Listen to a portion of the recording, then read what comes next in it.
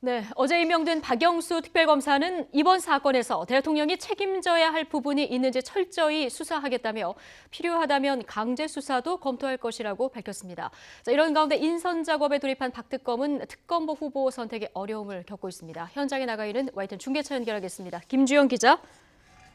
네, 서울중앙지방검찰청입니다. 네, 필요하다면 강제 수사도 검토할 것이다. 자, 박 특검이 대통령 조사에 강한 의지를 보이고 있군요.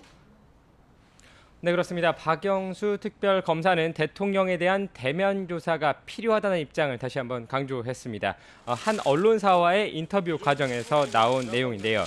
앞서 대통령이 특검 조사를 받겠다고 국민과 약속을 했는데 이를 깨지는 않을 것으로 본다고 덧붙였습니다. 특히 조사를 통해 대통령이 이번 사건과 관련해 책임져야 할 부분이 있는지 수사할 것이라고 설명했습니다. 박 특검은 아직 혐의가 특정되지 않은 뇌물죄 부분에 대해서도 다각도로 검토할 예정이라고 입장을 전했습니다. 만약 대통령이 조사를 또 거부할 경우 강제 수사를 할 수 있을지도 관심인데요. 일단 박 특검은 조사를 받겠다는 대통령에게 강제 조사를 언급한 것은 엄포밖에 되지 않는다며 조심스러운 태도를 보였습니다. 하지만 조사를 또다시 회피하고 국민들이 강제 조사로라도 진실을 규명해야 한다고 본다면 검토할 것이라고 여지를 남겼습니다. 이와 함께 대통령의 세월호 7시간 행적 의혹이나 김기춘 전 비서실장, 최태민의 재산 의혹 등 관련된 부분은 철저히 수사할 방침이라고 강조했습니다. 네, 박 특검 이 인선 작업에 어려움을 겪고 있다고 하는데 어떤 부분에서 지금 어려움을 겪고 있는 겁니까?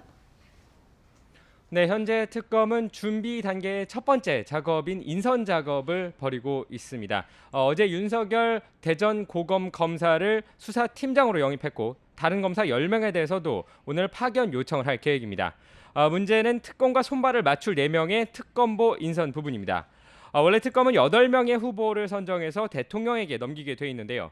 박 특검이 고려했던 인사들 가운데 상당수가 특검보 역할을 고사한 것으로 알려졌습니다.